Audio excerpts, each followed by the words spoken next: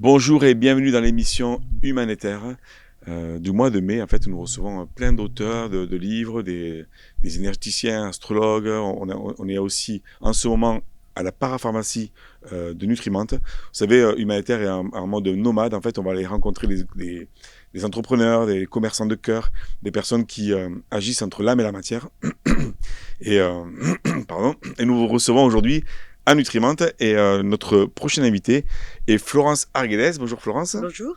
Donc toi tu es psychologue clinicienne et auteur. Oui. Tu viens nous parler de ton livre que nous voyons à l'écran en fait, qui s'appelle La couleur des ténèbres. Ah ah. On va aller en parler dans quelques instants. Oui. Corinne qui s'en va. Salut Corinne. Ah, c'est bien, c'est bien. C'est pour vous, je crois, monsieur. En mode serveuse. Donc Corinne qui est là, vous avez sûrement vu les dernières vidéos, psycho-énergéticienne qui est venue nous parler pendant plusieurs vidéos. Merci Corinne d'être là. Avec plaisir. Et Sylvain Pêche qui est astrologue et qui est là, vous savez, il a une playlist à lui en fait sur la chaîne. Et Sylvain qui va nous parler dans une prochaine émission de l'astrologie. Oui.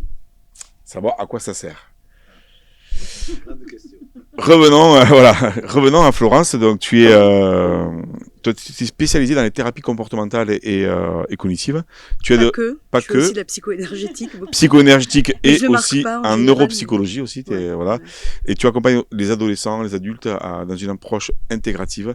Et tu es en fait sensible à l'âme et au mouvement profond de l'inconscient. Oui. Même si sur la fiche, c'est pas là-dessus que je communique, mais forcément, avec mon histoire, j'ai forcément cette approche-là. Et justement, alors tu as, voilà, tu nous présentes ton livre qui est assez intime, qui parle de ta vie, et on va aller voir de quoi ça parle exactement. C'est La couleur des ténèbres. Alors la première question qu'on a évoquée ensemble, parce que je me suis dit, moi quand je l'ai vu le livre, je lis pas, j'avais pas envie de le lire. Et tu m'as dit, ben donc t'as peur de tes zones d'ombre. J'ai dit, j'ai pas l'impression, parce que le chemin de mes zones d'ombre, je l'ai fait plein de fois, tu vois. Mais franchement, je dis, m'appelez pas. Alors j'étais obligé parce qu'on m'a fouetté. Non, non, mais du coup, ben comme je recevais Florence, je suis allé dedans et en fait j'étais vraiment agréablement surpris parce que c'était. Tu vois, on parlait de couleurs dans une autre émission. Pour moi, à l'intérieur, c'est plein de couleurs. Tu vois, mais bon, voilà. Alors. Mais moi, justement, c'est marrant parce que moi, Ça t'appelle. Ah oui, tout à fait. Mais La toi, couleur des ténèbres, ouais. ah ouais, mais peut-être parce que t'es un peu bizarre aussi, non? Oui, Non, tout à non, fait. Je suis non, très non, t'as pas peur des zones d'ombre, peut-être. Ouais. Non, non, non. Sylvain, toi? On dirait une divinité, cette personne. C'est la gorgone. Oui, hein. C'est la gorgone, Mm. oui, avec une face de lune. C'est la méduse. Hein. Serpent. C'est la méduse. Méduse, ben, je vois. Et donc, par rapport, je voulais parler de ça parce que finalement, c'est aussi le sujet. Quand on a des réactions comme ça, tu disais par rapport à la couverture, ça évoque des choses, en fait, c'est ça? Mais en fait, moi, cette couverture, quand elle m'a été proposée par la maison d'édition, moi-même, j'en ai pas voulu au départ. Elle m'a choquée, en fait. Et j'en ai conclu que, en fait, c'était une bonne interface, puisque dans mon livre, j'évoque vraiment ce que Jung appelle l'inconscient collectif, puisque ça a été une plongée vraiment dans des zones très très profondes de la psyché. Et que du coup, cette couverture faisait vraiment résonance avec des archétypes de l'inconscient collectif. Et je pense que c'est pas un hasard si justement elle laisse personne indifférente, en bon ou en mauvais, mais elle laisse personne indifférente. Personne dit oh ouais, elle est banale. Oui, Donc c'est le but. Elle est bien réveillée. Mais quand tu parles d'archétype, c'est-à-dire c'est quoi? Les archétypes, ce sont des symboles en fait qui sont communs à toute l'humanité, qui sont agissants en nous et qui influent sur notre personnalité et qui sont cachés évidemment, auxquels on n'a pas accès. Ah ouais. On y a accès par des fantasmes, on y a accès par des obsessions, on y a accès par plein de petites, par des phobies et tout ça, par plein de petites manifestations, mais on n'y a pas accès directement, normalement. Sauf quand il se passe certaines choses. Ah oui, comme quoi, par exemple? Comme ce que je raconte dans mon livre, qui a été une plongée pendant 20 ans, justement dans l'inconscient collectif. Et voilà, ça s'est ouvert de manière... dans un rêve. Et là, ça a été une ouverture vers vraiment des zones auxquelles on n'accède pas normalement dans une personnalité normale. On va dire, on n'accède pas à ces niveaux-là, sauf dans certains accidents, on va dire, comme moi, ça m'est arrivé. Et qu'est-ce que ça peut révéler alors du coup de toi ou enfin qu'est-ce que ça a pu révéler en fait Alors de moi, pas grand-chose. Enfin, dans le sens que c'est quand on est dans ces niveaux-là, on n'est pas dans l'inconscient individuel, on est du collectif alors. on est dans du collectif. Alors il y a de l'individuel, mais qui est venu dans le collectif. C'est-à-dire que ce qu'on appelle l'ombre, souvent, quand on dit on travaille les zones d'ombre, moi ça me fait sourire parce que souvent, ce qu'on dit avoir travaillé nos zones d'ombre, on a travaillé des manifestations de notre ombre. Mais on n'a pas connecté à l'ombre elle-même. Ah ouais. Et l'ombre elle-même n'a rien à voir avec la manifestation des zones d'ombre. Par exemple, si on se dit, moi je suis quelqu'un qui est plutôt altruiste, mais je me rends compte que je peux être très égoïste et tout ça, on se dit, ça c'est mon ombre. Non, c'est une manifestation de l'ombre. Mais l'ombre elle-même, c'est quoi? C'est pas ça. Et puis c'est quoi alors? La question au bout des lèvres. Alors, oui, mais alors c'est la quoi? La mienne est différente de la tienne et différente de chacun. C'est-à-dire. Peut-être que je l'ai pas rencontré alors finalement. Ce que tu dis, si j'ai peur de le truc. Je pense que quand on découvre son ombre, on découvre l'horreur. Vraiment, quand on y a accès, vraiment en face, qu'on la voit, c'est comme. C'est une métaphore, ce que je vais vous dire, mais parler du diable ou avoir des manifestations du diable, ce n'est pas rencontrer le diable lui-même. Ah ouais, ok, ouais. Donc c'est de ça dont il s'agit. C'est-à-dire que l'ombre est un archétype. Déjà. Et c'est un archétype extrêmement puissant et qui est en dessous de notre individualité. C'est-à-dire qu'on a notre inconscient, dont parle Freud, qui est notre inconscient individuel, qui est lié aussi à notre... on a notre conscient, le subconscient, l'inconscient. Mais derrière ça, il y a l'inconscient collectif et l'ombre est un archétype parmi d'autres, en fait. Et quand on connecte avec ces archétypes, on connecte, alors on peut connecter à des archétypes qui sont très beaux, qui sont magnifiques, et puis d'autres qui sont terribles. C'est les deux côtés.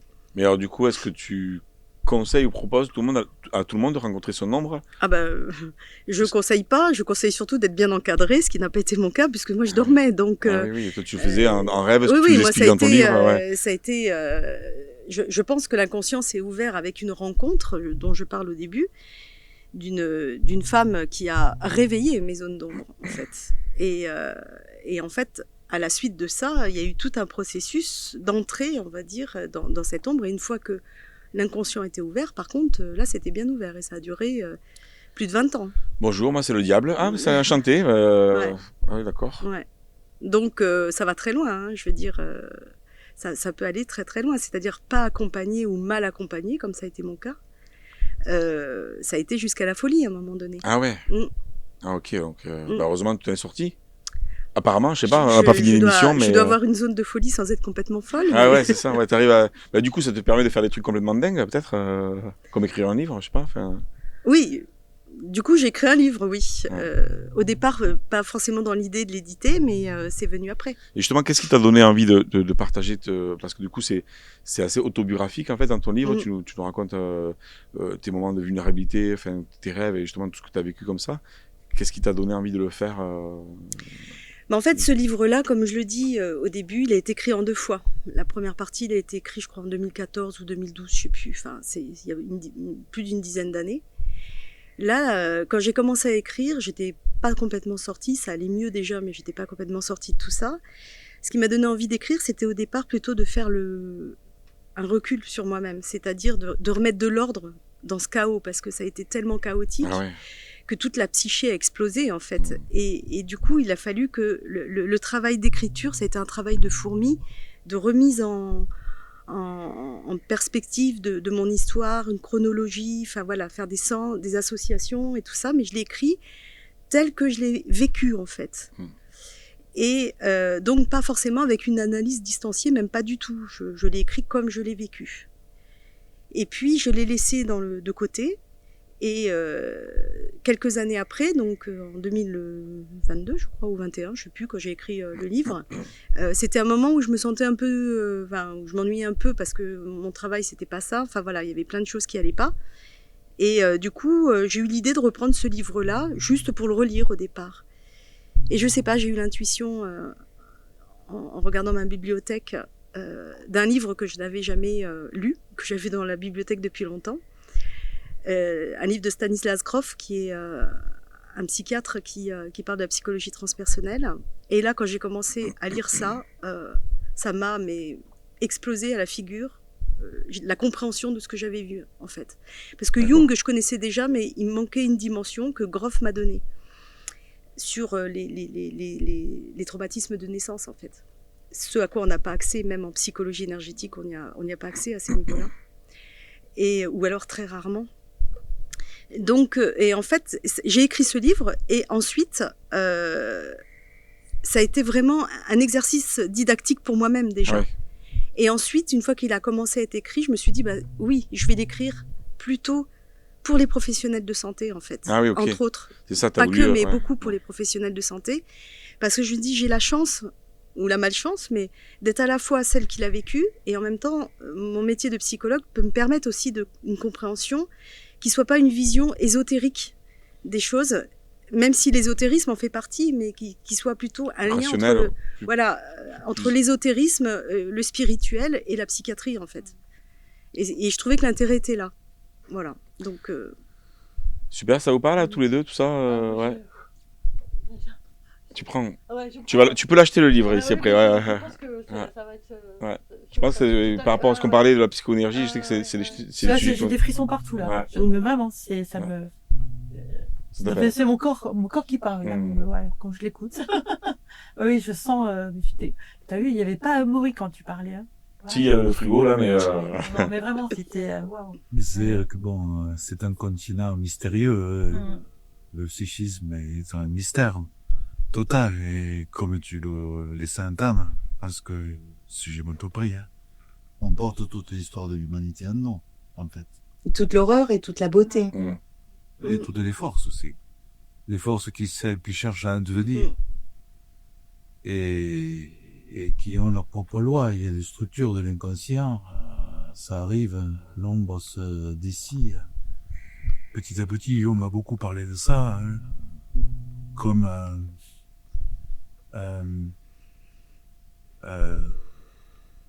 il a une ombre étonnamment épaisse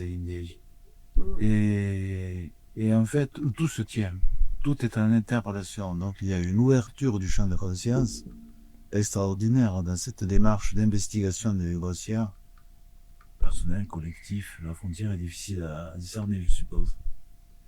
De toute façon, en gros, si on peut donner une proportion pour imager, notre conscient aurait la taille d'une tête d'épingle et proportionnellement l'inconscient la taille d'un océan. Donc on va pas vider l'océan, quoi. On va juste, on le porte pas en nous, on a juste accès à ça. Et on a des chemins, on a des passerelles qui nous relient à certaines parties de l'inconscient collectif. C'est juste ça. Et en fait, l'idée on va pas nettoyer tout ça, on va juste couper les liens qu'on peut avoir avec ça. C'est tout ce qu'on peut faire. On peut pas libérer les égrégores, on peut pas libérer les archétypes, on peut juste libérer ce qui nous unit à ça. Ouais, c'est immense, quoi. Enfin, sinon, on rentre dans l'immensité. Ouais. Et justement, dans ton livre, en fait, tu parles beaucoup de Kundalini, en fait, et tu... Oui, parce que j'ai fait une expérience.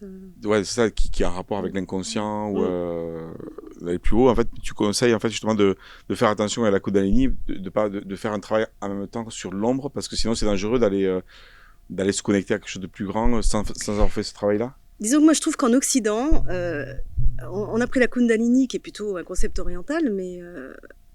En Occident, on n'est pas des orientaux. On a surtout dans nos pays, on a ce qu'on appelle une persona, c'est-à-dire une identité personnelle qui est très très très très conventionnelle, très fausse en fait. On est très attaché à l'image de soi-même. Et donc l'image et l'identité qu'on se donne n'a rien à voir avec qui on est. C'est juste une image auquel on s'identifie. Et nous, les Occidentaux, on n'est pas du tout ancrés, on est très dans le mental, et tout ce qui se fait autour de la Kundalini, alors moi je suis pas une spécialiste, je vais peut-être faire bondir plein de gens, mais tout ce qui se fait autour de ça, on va dire, sans avoir libéré les zones d'ombre, ou sans que ce soit hyper bien accompagné, c'est-à-dire avec des vrais maîtres bien ancrés, moi je mets au défi, je dis, vaut mieux pas que ça s'ouvre, parce qu'on ne sait pas à quoi on touche. Oui, les gens peuvent... Et la Kundalini, c'est comme, enfin ils le disent, hein, d'ailleurs dans les textes, c'est comme chevaucher un tigre, hein, c'est extrêmement violent. Si c'est bien éveillé, ça va, mais si c'est mal éveillé, ça donne l'anarchie que moi j'ai eue. Parce que ça a été mon cas. Ouais, quelque part, c'est marrant, ça me fait penser à... Moi, j'avais fait une expérience avec l'ayahuasca il y a 25 ans. J'étais tombé sur un chaman en Équateur, c'était le hasard. En fait, moi, je l'avais super bien vécu avec un copain, là, parce que c'était pas commercial à cette époque-là encore. Mais il y avait une fille qui était avec nous, en fait, elle s'est retrouvée dans un tunnel bloqué avec toutes les portes. Ça a été super difficile pour elle. Et je me dis que ça me fait penser à ça. Peut-être que c'est différent, mais c'est pareil. Dans tous ces trucs-là, des combats dans l'inconscient, ça peut être dangereux s'il y a eu des Moi, j'ai eu traumas, des visios chamaniques pendant longtemps, enfin, sans avoir pris d'ayahuasca, mais ouais, tout ça, les serpents, tout ce qu'on peut voir, oui. C'est tu le racontes dans le livre. Hein.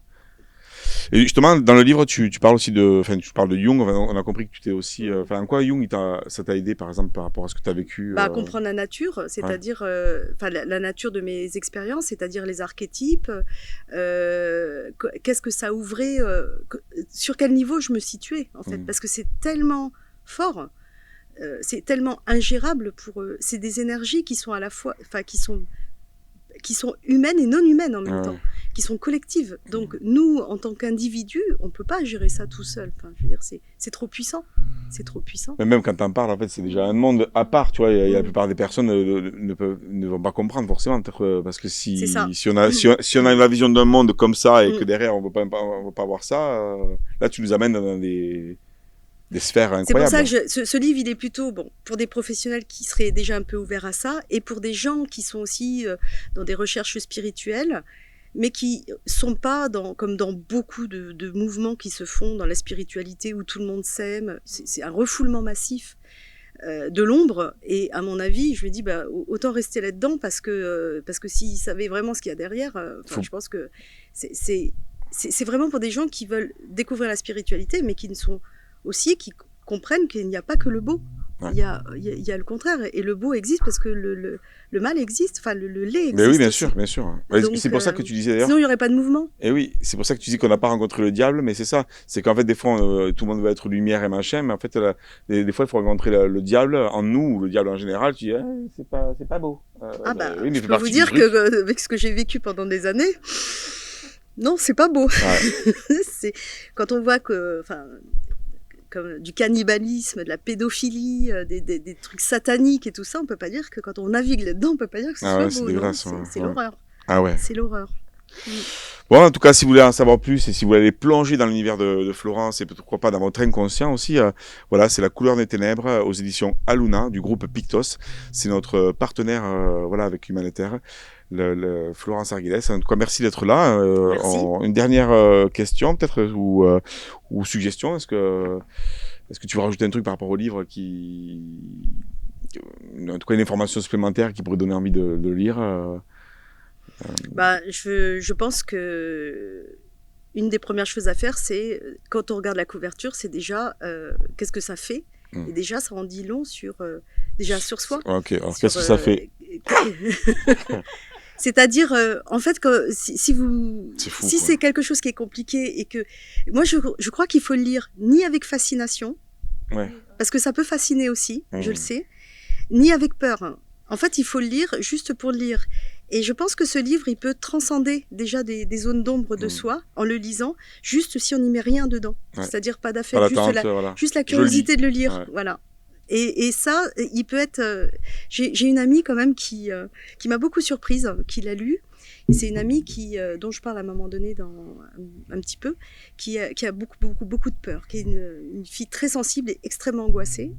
Et quand elle m'a dit je vais le lire, je me suis dit au départ ça va être dur pour elle. Et elle m'a dit qu'en fait ça lui a fait l'effet contraire. Ça lui a libéré ses angoisses, parce qu'elle se dit si elle en est pas morte, moi non plus je vais pas en mourir. Ah ouais. Et du coup ça a libéré beaucoup de choses. Donc voilà. Mais il faut le lire cool. Eh bien, merci. En tout cas, c'est un livre pour le printemps, pour l'été, là, sur la plage. La couleur des ténèbres. Non, c'est super. En tout cas, vraiment, moi, je le trouve coloré. Merci Florence. En tout cas, merci à tous les trois d'être là, Sylvain et Corinne. N'hésitez pas à voir tout le lien. En fait, vous pouvez commander le livre. Il y a le lien en dessous dans les éditions Aluna. Et puis vous avez coordonnées aussi de Florence si vous voulez aller la rencontrer. Je suis sur Internet de toute façon. Florence Arguelles. Et bien on vous dit à bientôt et puis viva la vida.